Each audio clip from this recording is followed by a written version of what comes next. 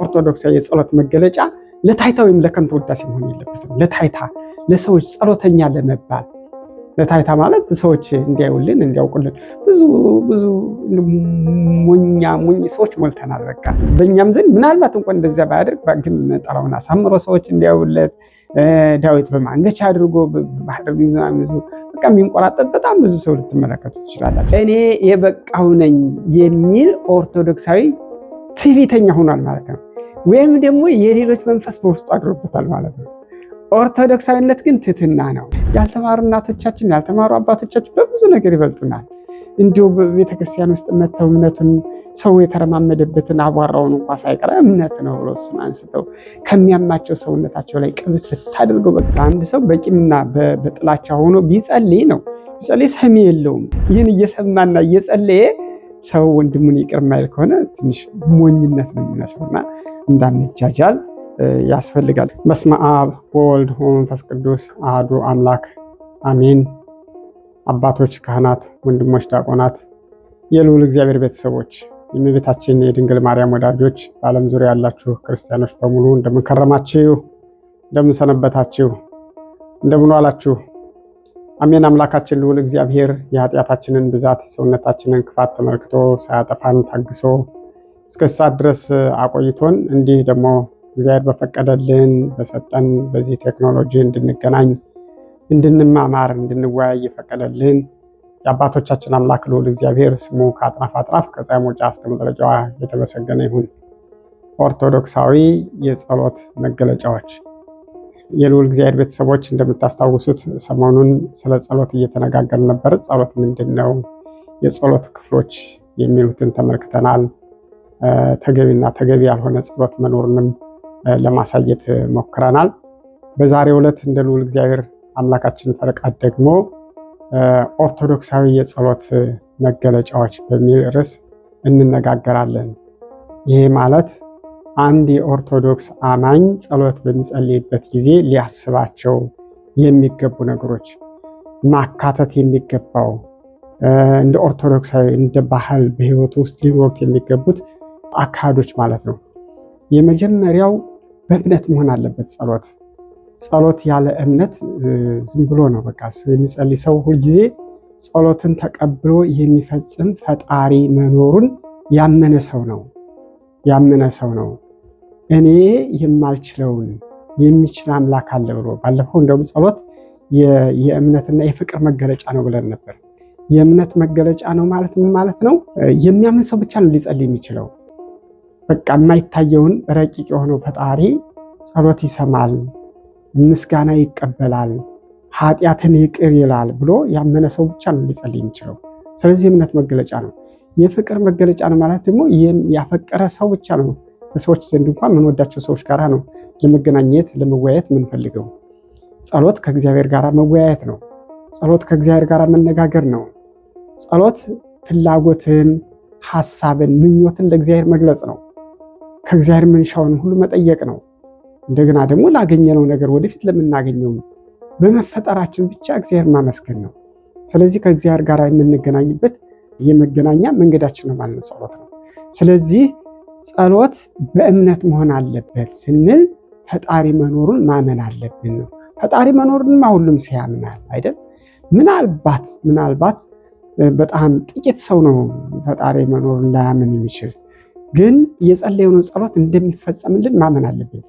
እግዚአብሔር ያያል፣ እግዚአብሔር ይሰማል፣ የሰማውን ደግሞ ይፈጽማል፣ ማድረግ ይችላል ብሎ ማመን አለብን ማለት ነው። ጸሎቴ ይቀበለዋል፣ ይፈጽምልኛል፣ ይከናወንልኛል ብለን ማመን አለብን። ይህን አስመልክቶ ጌታችን አምላካችን መድኃኒታችን ኢየሱስ ክርስቶስ መቼም ብዙ ነገር ነው ስለ ጸሎት ያስተማረው። እሹ ታገኛላችሁ፣ ለምኑ ይሰጣችኋል፣ በር አንኳኩ ይከፈትላችኋል ነው ያለው። እሹ ፈልጉ ማለት ነው። በቃ ምኞት እንዲኖረን እንድንፈልግ ተነግሮናል። ስለዚህ ለሚያንኳኳ ሁሉ በሩ ይከፈትለታል፣ ለሚለምንም ይሰጠዋል እያለ ተናግሯል ማለት ነው። ማቴዎስ ወንጌል ምዕራፍ 7 ቁጥር 7 ላይ እንዲህ ካለ በኋላ ደግሞ መልሶ ምን አለ? አምናችሁ በጸሎት የምትለምኑት ሁሉ ትቀበላላችሁ። አምናችሁ በእግዚአብሔር አምነን ማለት ነው። እንደገና እንደምንቀበል ማምነን በጸሎት የምትለምኑት ሁሉ ትቀበላላችሁ። ማቴዎስ ወንጌል ምዕራፍ 21 ቁጥር 22 ላይ እንዲህ ብሎናል ማለት ነው። እንዲሁም በማርቆስ ወንጌል ምዕራፍ 11 ቁጥር 24 ላይ ኢየሱስ መልሶ እንዲህ አላቸው፣ በእግዚአብሔር እመኑ፣ እውነት እላችኋለሁ ማንም ያለው ነገር እንዲደረግለት ቢያምን በልቡ ሳይጠረጠር ይህን ተራራ ተነቅለህ ወደ ባህር ተወርወር ቢል ይሆንለታል። ስለዚህ እላችኋለሁ የጸለያችሁትም የለመናችሁትንም ሁሉ እንዳገኛችሁት እመኑ ይሆንላችሁማል ይላል። በጣም አስገራሚ ነው። ይህን ተራራ ተነቅለህ ወደ ባህር ተወርወር ቢል ይሆንለታል። ተራራ እስከ ማፍለስ ድረስ ባንጠራጠር ማለት ነው። የሰናፍጭ ቅንጣት ያህል እምነት ቢኖራችሁ ነው የሚለው። የሰናፍጭ ቅንጣት ማለት ትንሽ ነው የምትመስለው፣ ግን ትንሽነቷን አይደለም ጌታ ለመናገር የፈለገው። የሰናፍጭ ቅንጣት ልክ የጤፍ ዘር ነው የምትመስለው። የሰናፍጭ ቅንጣት ወይም የጎመን ዘር አንድ አይነት ናቸው፣ ክብ ናቸው። ምንም አይነት ስንጥቅ ነገር የለበትም፣ ንቅ የለበትም ማለት ነው። ጥርጥር ሳይኖራችሁ ማለት ነው። በልባችሁ ጥርጥር ሳይኖራችሁ ይሆናል አይሆንም እያላችሁ ሳትወላውሉ ብትለምኑ ወይም ይህን ተራራ ተነቅለህ ሂድ ብትሉ በእግዚአብሔር አምናችሁ ይደረግላችኋል። አባቶቻችን አድርገዋል። ተራራ አፍልሰዋል፣ ባህር ከፍለዋል አይደል? ዛፉን እንዲነቀል አድርገውታል። አቡነ ተክለ ሃይማኖት ጣዖት አድርገው ሰዎች ለማመጥዋት የነበረችውና ሰይጣን ያደረባትን ዛፍ እንድትነቀል አድርገዋል። አቡነ ዜና ማርቆስ በጸሎታቸው ተራራውን ንደውታል፣ ገደሉን ሰንጥቀውታል። በባህር ላይ ደግሞ እና አቡነ ገብረ መንፈስ ቅዱስ ስንት ዓመት ብሎ ጸልየዋል። እነ ቅድስት ክርስቶስ ሰምራ በጣና ሐይቅ ስንት ዘመን ኖረዋል። እና አቡነ ዘዮሐንስ በጣና ባህር ላይ ተንሳፈውበት ይተውበታል። በጣም አስደናቂ ነገር ነው። በዚያው በወንጌልም ደግሞ ጌታችን አምላካችን መድኃኒታችን ኢየሱስ ክርስቶስ በባህር ላይ ተራምዶ ነበረ። በባህር ላይ ሲራመድ ሐዋርያት ሲመለከቱ ሲደነቁ፣ ቅዱስ ጴጥሮስ ደግሞ ለምኗል፣ እኔም እንዳንተ በባህር ላይ እንድራመድ። ስለዚህም እና አለው፣ ዘሎ በባህር ላይ ቆሞ ተራመደበት ማለት ነው። ልክ እንደ ደረቅ ነገር ሆኖ ጸንቶለት እንዲራመድ አድርጎ እምነት እንዲህ ያደርጋል። እምነት እንዲህ ያደርጋል። ይህንን ነው ጌታችን የነገረን እና ምን አለ? በእግዚአብሔር እመኑ፣ እውነት እላችኋለሁ ማንም ያለው ነገር እንዲደረግለት ቢያምን በልቡ ሳይጠራጠር ይህን ተራራ ተነቅለህ ወደ ባህር ተወርወር ቢል ይሆንለታል። ስለዚህ እላችኋለሁ የጸለያችሁትንና የለመናችሁትን ሁሉ እንዳገኛችሁ እመኑ ይሆንላችኋል። እንዳገኝ አስቀድመን ማለት ነው። ጸለይን በቃ የምንፈልገውን ነገር ልክ ከጸለይን በኋላ ደግሞ ምን ማለት አለብን ማለት ነው? ሆኖልኛል ማለት አለብን። ይህን ካልን ይሆንልናል ነው። ቅዱስ ያዕቆብ ይህን አስመልክቶ ምን አለ? ከእናንተ ማንም ጥበብ ቢጎለው ሳይነቅፍ በልግስና ለሁሉ የሚሰጠውን እግዚአብሔርን ይለምን ለእርሱም ይሰጠዋል። ነገር ግን በምንም ሳይጠራጠር በእምነት ይለምን። ምንድን ያለው? ጥበብ ቢጎለው ነው ቅዱስ ያዕቆብ እያለ ያለ። ጥበብ መንፈሳዊ ጥበብ፣ ስጋዊ ጥበብ አለ። ግን በአጠቃላይ ይሄ ነገር ጎሎኛል ብሎ የሚያምን አንድ ሰው ቢለምን፣ ስለዚህ ለእግዚአብሔር ይንገረው። ነገር ግን ሳይጠራጠር በልቡ ሳይጠራጠር በእምነት ይለምን። የሚጠራጠር ሰው ግን አለ በነፋስ የተገፋና የተነቃነቀን የባህርን ማዕበል ይመስላልና ሁለት ሐሳብ ላለው በመንገዱም ሁሉ ለሚወላውል ለዚያ ሰው ከጌታ ዘንድ አንዳች እንዲያገኝ አይምሰዋል። ሁለት ሐሳብ በቃ ይሆናል አይሆንም እያለ እየተጠራጠረ ግን አይሆንም እስቲ ልሞክረው የሚባል ነገር የለም ማለት ነው። በማመን ነው የምናደርገው፣ በማመን ነው የምናደርገው። ምን ካደረጋችሁ ይሆንላችኋል ቅዱስ ያዕቆብ እያልን ያለው በያዕቆብ መልእክት ምዕራፍ 1 ቁጥር 5 እስከ 8 ላይ ይህንን እናገኛለን ማለት ነው። ቅዱስ ዮሐንስን በመልእክቱ በአንደኛ ዮሐንስ ምዕራፍ 5 ቁጥር 14 እና 15 ላይ በእርሱ ዘንድ ያለን ድፍረት ይህ ነው ይላል። በእርሱ ዘንድ ማለት በእግዚአብሔር ዘንድ በጌታችን በኢየሱስ ክርስቶስ ዘንድ ማለት በእርሱ ዘንድ ያለን ድፍረት ይህ ነው፣ እንደ ፈቃዱ አንዳች ብለምን ይሰማናል። እንደ ፈቃዱ እንደ እግዚአብሔር ፈቃድ ማለት የእግዚአብሔር ፈቃድ ምንድን ነው? በጎ የሆነው ነገር ሁሉ የእግዚአብሔር ፈቃድ ነው። በጎ ያልሆነ ነገር መለመን የለብንም። በጎ የሆነ እግዚአብሔር የሚወደውን ነገር በእምነት የሆነውን ነገር ብንለምን ማለት ነው አንዳች ይሰማናል። የምንነውን ሁሉ እንዲሰማልን ብናውቅ ከእርሱ የለመነውን ልመና እንደተቀበልን እናውቃለን ነው ቅዱስ ዮሐንስ የሚለን። ስለዚህ አምነን የምናደርገው ነገር በሙሉ እንቀበላለን ብሎ ማመን ያስፈልጋል። ስለዚህ አንድ ኦርቶዶክሳዊ በጸሎት ውስጥ የመጀመሪያውና መሰረታዊ ነገር በማመን መጸለይ ያለበት ማለት ነው። ያለ እምነት ዝሞ መድከም የለበትም። ይሆናል አይሆንም እያልን እየተጠራጠርን መልፋት የለብንም ማለት ነው። በዚህ በኩል ያልተማሩ እናቶቻችን ያልተማሩ አባቶቻችን በብዙ ነገር ይበልጡናል። እንዲሁ በቤተክርስቲያን ውስጥ መተው እምነቱን ሰው የተረማመደበትን አቧራውን እንኳ ሳይቀር እምነት ነው ብሎ እሱን አንስተው ከሚያማቸው ሰውነታቸው ላይ ቅብት ብታደርገው በቃ ፊታቸውን ሁሉ በዚህ በእምነት ይባላል አይደል? በዚህ መሰዋው ላይ ወይም ደግሞ ማዕጠንቱ ላይ ያንን እምነት ስጡኝ ብሎ ከአባቶች ተቀብለው በዚያ አመድ ነው ስታይ በአመድ ቅጥፍት ብለው የሚያገኙት እንትን በቅዱሳን መካናት ቦታ ላይ ሄደው አፈሩን ወስደው የተለያዩ ነገሮች እየተጠቀሙ በቤተክርስቲያኑ ላይ በጥንቱ ላይ ግድግዳው ላይ ጠጋ ብለው ምናምን እየተሻሹ የሚያደርጉት ነገር ያ በሙሉ እምነት ያደርጉታል። ጸበሉ ነው ውሃ ነው ስታዩት፣ ግን በውሃ ውስጥ ምን አለ? የእግዚአብሔር መንፈስ አለ ብሎ ማመን እሱን ያደርጋሉ፣ ይሳካላቸዋል፣ ይፈጸምላቸዋል ማለት ነው። እና ግን በመጠራጠር ከሆነ አይሳካም ነው። ስለዚህ የጸሎት ዋናውና መሰረታዊ መጀመሪያው መገለጫ ምንድን ነው? በማመን መሆን አለበት ነው። ሁለተኛው በይቅርታ መሆን አለበት። በይቅርታ መሆን አለበት። አንድ ሰው በቂምና በጥላቻ ሆኖ ቢጸልይ ነው ቢጸልይ ሰሚ የለውም። መጀመሪያ እግዚአብሔር የፍቅር አምላክ ነው፣ ሁላችንም የፈጠረን አምላክ ነውና ኦርቶዶክሳዊ ያለ ይቅርታና ያለ ፍቅር የምናደርገው ጸሎት አይደለም፣ ሌሎች አገልግሎቶች ሁሉ ፍሬ የላቸውም። ስለዚህ በከንቱ ከመድከም እንድንድን መጀመሪያ ምን ማድረግ አለብን ማለት ነው? ልባችንን ከቂም ከጥላቻ ንጹህ ማድረግ አለብን። በተቻለን አቅም ምናልባት የበደልናቸው ሰዎች ካለ ይቅርታ መጠየቅ አለብን። በድለውን ከሆነ ደግሞ በቃ ትችላለህ ማለት መቻል አለብን።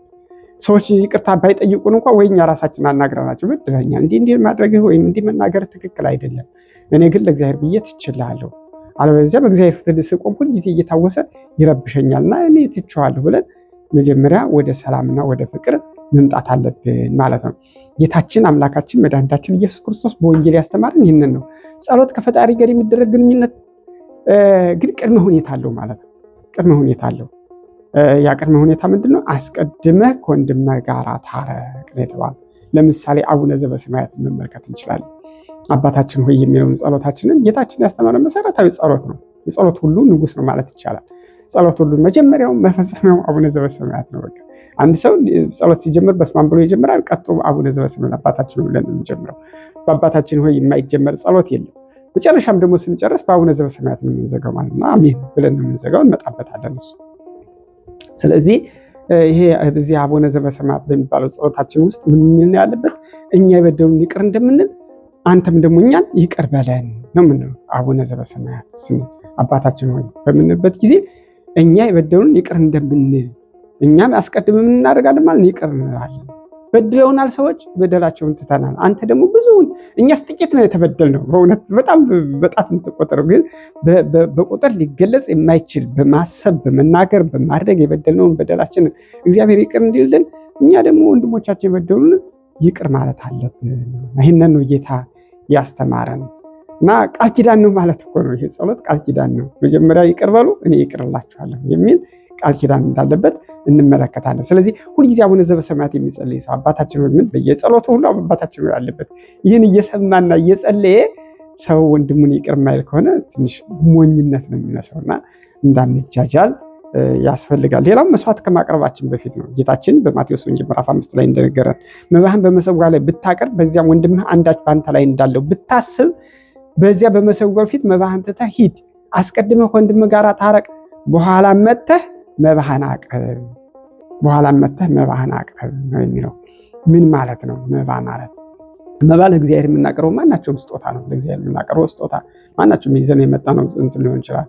ራሱ ጸሎታችንን መባ ነው፣ እሺ፣ ወይም ቁርባናችን ማለት ነው። ለቅዱስ ቁርባን ልንቀርብ ነው። ግን ልክ ለቤተክርስቲያን ስንገባ ትዝ አለን፣ እገሌን ለካ ቅር ብሎታል በእኔ የተነሳ። ስለዚህ እንዴት ብዬ ነው ወደ ቁርባን የምቀርበው? ይዤ የመጣሁት መባ ሊኖር ይችላል፣ ገንዘብ ሊሆን ይችላል፣ ዕጣን ይዛችሁ መታችሁ ሊሆን ይችላል፣ ጧፍ ይዘን እንመጣለን። በጣም የተለያየ ስጦታ ዘቢብ ይዘን መተን ሊሆን ይችላል እግዚአብሔር የምናቀርበው። ከምንም በላይ ግን ምስጋናችንን ዝማሬያችንን ለእግዚአብሔር ልናቀርብ ይዘን መተን ራሳችንን ይዘን መተን ማለት ነው። ግን ያንን ለእግዚአብሔር ከማቅረባችን በፊት አስቀድመን ከወንድሞቻችን ጋር ልንታረቅ እንደሚያስፈልገን ነው ጌታ የነገረን ማን በማቴዎስ ወንጌል ምዕራፍ 5 ላይ። ሌላው ይቅር ለፈጣሪ ነው። በቤተክርስቲያን ስርዓት ውስጥ ይቅርታ ያምልኮ አካል ነው።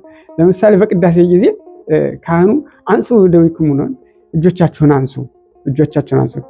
ከዚህ በፊት ግን ምን ያደርጋል? ዲያቆኑ እርስ በርሳችሁ በክርስቶስ ሰላም ተባባሉ ይላልና እየዞርን በአራቱ ማዕዘን ራሳቸው ዲያቆናቱ በአራቱ ማዕዘን እየተዟዟሩ ሰላምታ ይቀራረባል ማለት ነው። ስለዚህ እኔ ከፊት ለፊቴ ያለው ሰው ወደ እኔ ዙሮ እኔ ወደ እሱ ዙሬ ወንዶች ለወንዶች ሴቶች ለሴቶች ሰላም እንባባላለን። ሰላም በምንባባልበት ጊዜ ግን ሰዎችን ስናያቸው አንዳች የሚታወሰን ነገር ካለ ቁርባናችንን እናቆማለን ማለት ነው። መጀመሪያ ወንድሞቻችን ጋር ሰላም እንድንባባል ነው ጌታ በዚህ በቅዳሴ ውስጥ ላይ የምንገነዘበውና የምንረዳው ማለት ነው። አስቀድማችሁ ሰላም ተባባሉ ነው። ሌላው የጸሎት እንቅፋትም ነው። ይሄ ምንድነው? ቂምና ጥላቻ ምን ይባላል? አባቶች ቂም ይዞ መጸለይ በኋላ ቤት እንደመስራት ነው። በኋላ ቤት መስራት ይቻላል? በጣም የሚቻል ነገር አይደለም፣ የሚቻል አይደለም።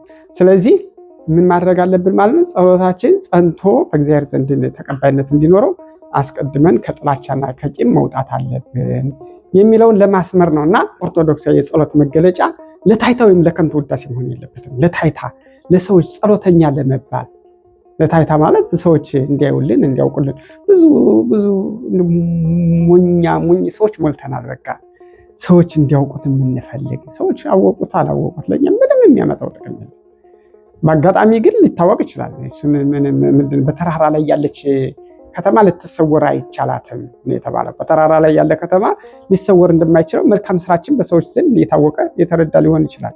እንደምንጸልይ እግዚአብሔር በትክክል እንደምናመልክ ሰዎች ከኛ ሊያዩና ሊማሩ ይችላል።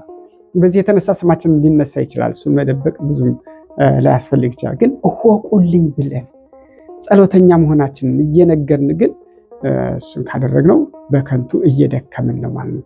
ጌታችንም በማቴዎስ ወንጌል ምዕራፍ 6 ላይ ቁጥር 5 እስከ 6 ላይ ስትጸልዩም እንደ ግብዞች አትሁኑ፣ ለሰው ይታዩ ዘንድ በምኩራብና በመንገድ ማዕዘን ቆሞ መጸለይን ይወዳሉና፣ አንተ ግን ስትጸልይ ወደ እልፍኝህ ግባ፣ መዝጊያህንም ዝጋ፣ በስውር ላለው አባትህ ጸልይ፣ በስውር የሚያይ አባት በግልጽ ይከፍልሃል።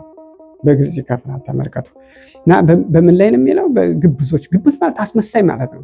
አስመሳይ ሰዎች እንዲያውቁላቸው ሰዎች እንዲያመሰግኗቸው የሚፈልጉ ሰዎች አሉ እና እነሱ ይታዩ ዘንድ በምኩራብ የጸሎት ቦታ ነው። ምኩራብ ባለፈው ተነጋግረንበታል። እና በመንገድ ማዕዘን 4 ማዕዘን ላይ ጠብቀው ማለት ነው እዚያ ላይ ቆመው የሚሉ ሰዎች አሉ። እነሱ አሁን በእኛም ዘንድ ምናልባት እንኳን እንደዚያ ባያደርግ ግን ነጠላውን አሳምሮ ሰዎች እንዲያዩለት ዳዊት በማንገቻ አድርጎ ባደርጉ ይዙ በቃ የሚንቆራጠጥ በጣም ብዙ ሰው ልትመለከቱ ትችላላችሁ። የጸሎት ሰዓቴን አላቋርጥም ብዬ ነው ምናምን ብሎ ሁሉ ትንሽዬም ቢሆን እንደ በቃ ገለጽ ማድረግ የሚፈልግ ሞልቷል። ይሄ ከንቱ ነው። ይሄ ከንቱ ነው። ስለዚህ እኛ የምንጸልይ ወደ እግዚአብሔር ነው። ወደ እግዚአብሔር ከሆነ ደግሞ እግዚአብሔር እንዲያውቅልን እንጂ ሰዎች እንዲያውቁልን መፈለግ የለብንም ነው። ሌላ ቀርቶ በማህበር ጸሎት እንኳ ብዙ የቅዳሴ ተሰጥኦ በምናደርግበት ጊዜ ሞኝ ሰው አለ። ድምፁን ማማር ሰዎች እንዲያውቁለትና እንዲረዱለት የሚፈልግ እግዚአብሔር ይወቅልን ወዳጄ። ሰዎች አወቁ አላወቁ ምንም የሚጠቅሙ ነገር የለም። አመሰግኑ እንደውም ከንቱ ጸሎት ግን አስቀርብህ ማለት ነው። ስለዚህ እነሱ የሚፈልጉትን አግኝተዋል አለ ጌታችን። ምንድነው የሚፈልጉት? ያው መወደስ፣ እሱ ጎበዝ ነው ጸሎተኛ ነው መባል ነበር የፈለጉት። እሱን አግኝተዋል። አንተ ግን ምን አለ? በስውር ላለ አባትህ በግልጽ ይከፍልሃልና ለሱ ጸልይ የተባለው። ስለዚህ እሱን ነው ማድረግ ያለብን ለማለት ነውና ጸሎታችን አንዱ ኦርቶዶክሳዊ መገለጫ ምንድነው? ከታይታ ወይም ከከንቱ ውዳሴ መራቅ አለበት። ለማንም ብለን መጸለይ የለብንም። ሰዎች እንዲያውቁት መደረግ የለበትም።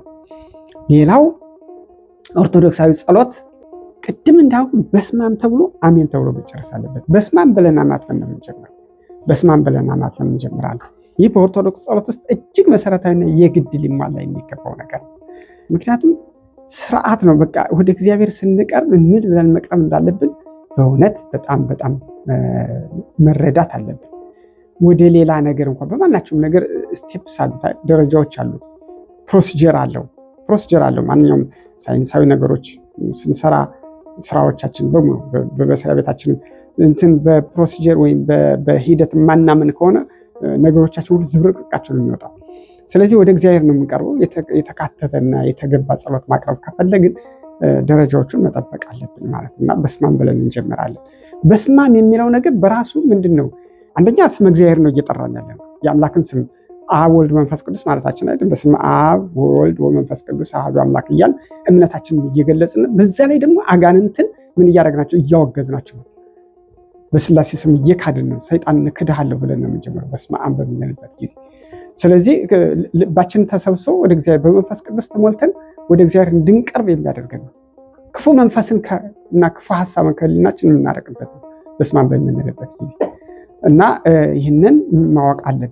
በስመ አብ ወልድ መንፈስ ቅዱስ ብለን መጀመር በጸሎት ጊዜ ተገቢ ነው። በስላሴ ስም ነው የምንጀምረው ማለት ነው። መጨረሻ ደግሞ አሜን ብለን ነው የምንደመድመው።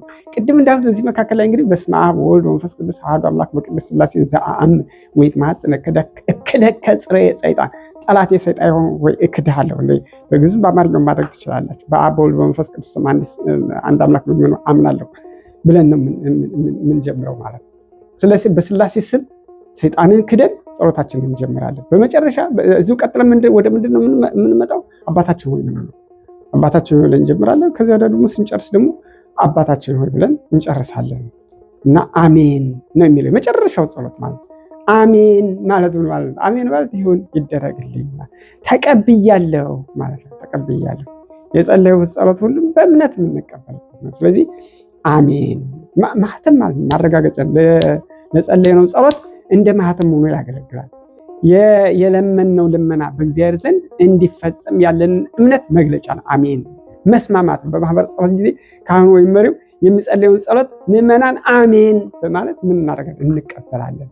ሀሳባቸውን ልባቸውን አንድ የምናደርግበት ነው ማለት እና አሜን አሜን። ሌላው በጸሎት ሂደት ውስጥ ልናስታውለው ሰው የሚገባ በአምስተኛ ደረጃ በቅዱሳን ምልጃ መታገዝ አለበት። ይልቁንም በእመቤታችን ምልጃና ቃል ኪዳን መታመን ግድ ነው የሚለው አንድ ጸሎት የሚጸልይ አንድ ኦርቶዶክሳዊ በሚጸልይበት ጊዜ የቅዱሳንን ምልጃ ሁልጊዜ ያነሳል። እግዚአብሔር የቅዱሳን አምላክ ነው ወገኖች። ይሄ እኔ የበቃው ነኝ የሚል ኦርቶዶክሳዊ ትዕቢተኛ ሆኗል ማለት ነው። ወይም ደግሞ የሌሎች መንፈስ በውስጡ አድሮበታል ማለት ነው። ኦርቶዶክሳዊነት ግን ትህትና ነው።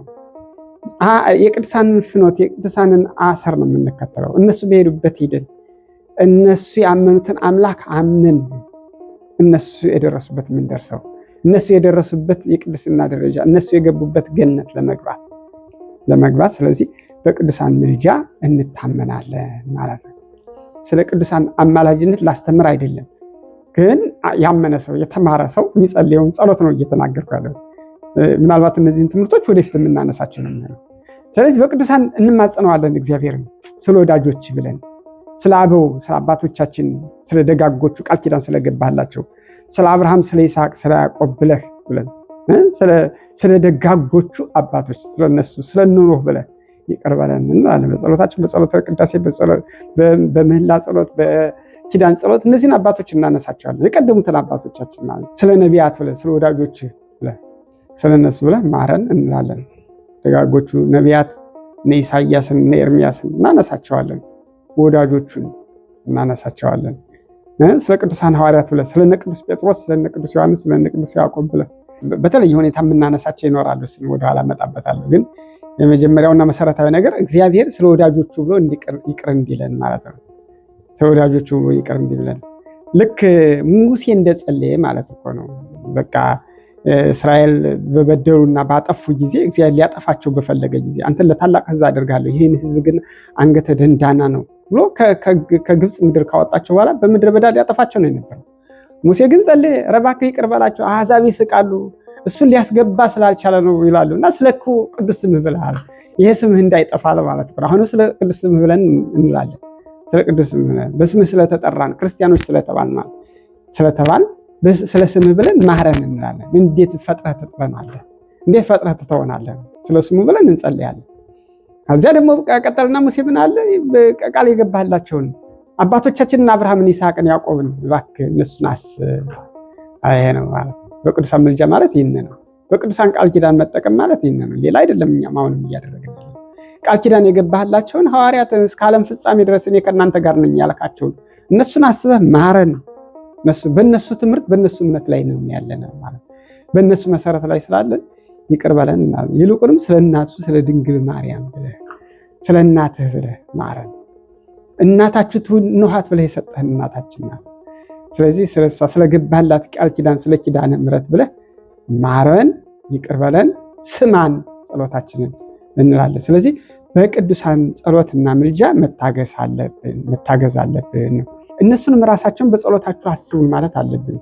ባለፈው ጸሎት ማለት ከእግዚአብሔር ጋር የምንገናኝ መንፈሳዊ ግንኙነት ነው፣ መንፈሳዊ መረብ ነው የሚል ነገር ተናግሬ ነበር እና ከእግዚአብሔር ጋር ብቻ ሳይሆን ከቅዱሳንም ጋር ነው የምንገናኘው። በእነሱ ባጸደ ነፍስ በገነት ሆነው በእግዚአብሔር ዘንድ ሆነው እኛ ደግሞ በዚህ በምድር ላይ በተጋድሎ ላይ ነው ያለነው። በመቃተት ላይ በመከራ ላይ ነው ያለነው። በፈተና ውስጥ ነው ያለነው። ገና ተጋድሏችንን አልፈጸምንም። ስለዚህ በጭንቃችን በመከራችን ጊዜ በፈተናችን ወቅት እንዲያግዙን እርዳታ እንዲሰጡን አጋንንትን ከኛ እንዲያርቁልን እንማልዳቸዋለን፣ እንለምናቸዋለን ማለት ነው። ሰማዕቱ ቅዱስ ጊዮርጊስ ወይ ፈጥነህ ድረስልን። ለአባቶቻችን በዚያ በመከራው ሰዓት እንደደረስክላቸው ፈጥነህ ድረስልን። መላእክትንም እንማጸናለን። አናንያ አዛርያ ሚሳኤልን ከሚነደው ከእቶኑ እሳት ያወጣ ቅዱስ ገብርኤል ሆይ እዚህ ሰዓት ውስጥ ነኝ፣ ፈጥነህ ድረስልኝ እንላለን። ፈጥኖ ይደርስልናል፣ ይሰማናል ማለት ነው። ይሰማናል። ስለዚህ ቅዱሳንን እንማጸናቸዋለን። እመቤታችንን እንማጸናታለን። እመቤቴ በቃና ዘገሊላ በሰርግ ቦታ ተገኝተሽ ዶክማስን ከአፍረት እንዳዳንሽው ጎደሎ እንደሞላ ውሃው የወይን ጠጅ እንደሆነ ዛሬም በሕይወት የተገኘ ጎደሎዬን ሙዩ። ፍቅር፣ ሰላም፣ ደስታ የጎደለን ብዙ ነገር ነው ያለው። እነዚህ ጎለውኛል እኮ ብርሃን ባክሽ ጎደሎዬን ሙዩ፣ ውሃውን የወይን ጠጅ አድርጊው። ይሄ ነገር በጣም በፍጹም የከበደ ነገር ነው። ይሄንን ነገር ከኔ ሕይወት ያጥፊው እንዳልነበር አድርጊው ልንል ያስፈልገናል። ቅዱስ ሚካኤልም የዚያን የባህራንን የሞት ደብዳቤ እንዳጠፋለት ዛሬ የሞት ደብዳቤ በሕይወቴ ላይ አለ። የተከሰተብን ክፉ ነገር ይኖራል። ቦታች የሰጋንበት የፈራንበት ይህንን ነገር አጥፋልኝ፣ ቅዱስ ሚካኤል አጥፋልኝ እባክህ። የባህራንን የሞት ደብዳቤ እንደለወጥከው ታሪክ እንዳደረግ ወደ ሕይወት እንደቀየርክለት ይህንንም ታሪክ አድርገው አጥፋው እባክህ ብለን እንድንማጸን ያስፈልገናል ማለት ነው። በቅዱሳን ምልጃ መታገዝ አለበት ስንል ይህንን አብረን ደግሞ ምናልባት በኋላ እናነሳቸዋለን እንጂ ከጸሎት አይነቶች ውስጥ በድርሳን እንጸልያለን። የቅዱሳን መላእክትን ምልጃ እየተጠቀምን ማለት ነው። በእነሱ በድርሳነ ሚካኤል በድርሳነ ገብርኤል ጸልያለን። ቢያንስ እንኳ በበዓላቸው ቀን ለምሳሌ የቅዱስ ሚካኤል ዕለት፣ የቅዱስ ገብርኤል ዕለት በድርሳነ ገብርኤል ብንጸልይ፣ የሩፋኤል ጊዜ በድርሳነ ሩፋኤል ብንጸልይ፣ በቅዱሳኑ ደግሞ በገድላቸው ማለት ነው። ለምሳሌ በ3 የአቡነ ዜና ማርቆስ በዓል ነው። በአቡነ ዜና ማርቆስ ገድል ብንጸልይ፣ በ5 የገብረ መንፈስ ቅዱስ በዓል ነው። በገድለ አቡነ ገብረ መንፈስ ቅዱስ ብንጸልይ፣ የእመቤታችንማ ምን ጊዜም ቢሆን ውዳሴ ማርያም አንድ ሰው ሳያደርስ እህል መቅመስ የለበትም አባቶቻችን ነገሩ። የሚለይ ነገር አይደለም። ከጸሎት ውስጥ እንዴት ተደርጎ ነው በየትኛውም ጊዜ እመቤታችን የማትነሳበት ኦርቶዶክሳዊ ጸሎት የለም። በቅዳሴውም በሎት በኪዳን በማህሌት እንደውም አንድ ሊቅ 60-70% ያለው እኮ የእመቤታችን ምስጋና ነው ጸሎት በእያንዳንዱ በቤተክርስቲያኗ ጸሎት ላይ የሚል አንድ ጊዜ የሆነ ውይይት ላይ ሰምቼ ነበረ። እንግዲህ በጥናት የተደገፈ መሆን አለመሆኑን አላውቅም። ዞሮ ግዝማችሁ እናንተ በህሊናችሁ ታስቡት እመቤታችንን የማናነሳበት ምንም ነገር የለም። አባታችን ሆይ ብለን በሰላመ ቅዱስ ገብርኤል እኮ ነው የምንለው። እመቤታችን ቅድስት ድንግል ማርያም በመልአኩ በቅዱስ ገብርኤል ሰላምታ ሰላም እንልሻለን። የሚለያይ ነገር አለ? እግዚኦ መሐረነ ክርስቶስ ብለን እግዝእትነ ማርያም መሐረነ ክርስቶስ ነው የምንለው። በቃ የሚለያ ስብሐት ለአብ ስብሐት ለወልድ ብለን ስብሐት ለእግዝእትነ ማርያም ድንግል ወላዲተ አምላክ ነው የምንለው። እሰግድ ለአብ ወወልድ ወመንፈስ ቅዱስ አሐተ ስግደተ ብለን ለሥላሴ ስግደት እሰግድ ለእግዝእትነ ማርያም ድንግል ወላዲተ አምላክ ነው የምንለው። እመቤታችን የምትለይበት ነገር የለም። ለምሳሌ ጌታችን በሕፃንነት ወራቱ ሄሮድስ ሊገለው በፈለገ ጊዜ የእግዚአብሔር መልአክ ለዮሴፍ በሕልም ታይቶ ሕፃኑንና እናቱን ይዘህ ወደ ግብፅ ሽሽ አለው። ደግሞ ሄሮድስ ከሞተ በኋላ ምንድነው ያደረገው? ያው የእግዚአብሔር መልአክ ለዮሴፍ በሕልም ታይቶ ሕፃኑንና እናቱን ይዘህ ወደ እስራኤል ተመለስ፣ ወደ እስራኤል ሀገር ተመለስ ነው ያለው።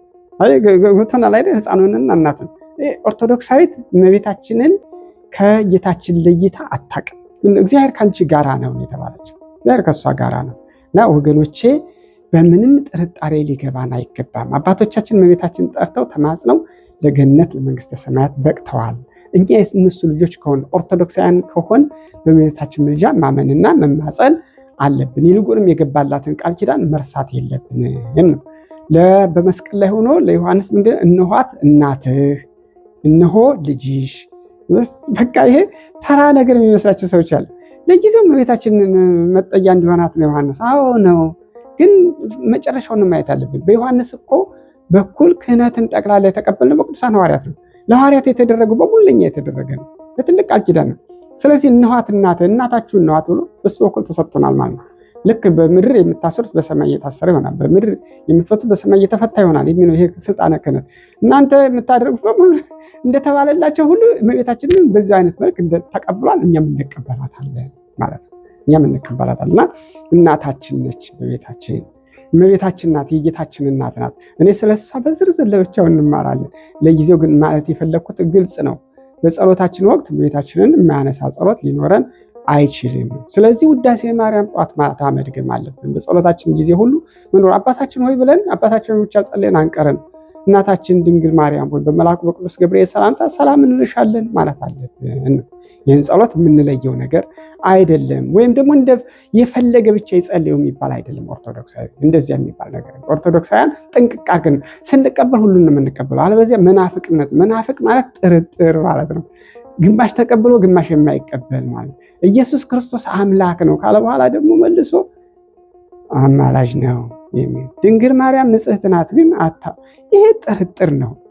ሰው ሲያምን ሙሉ በሙሉ ነው መቀበል ያለበት ማለት ነው። እና በሙሉ ልባችን ተቀብለን መጸለይ አለብን። አንዱ የኦርቶዶክሳዊ ጸሎት መገለጫ በቅዱሳን አማላጅነትና ቃል ኪዳን መታገስና ማመን አለብን። ሌላውና የመጨረሻውን ማሳየት የሚፈልገው በጸሎት መጽሐፍት መታገዝ አለብን። ስንጸልይ በጸሎት መጽሐፍት መታገዝ አለብን።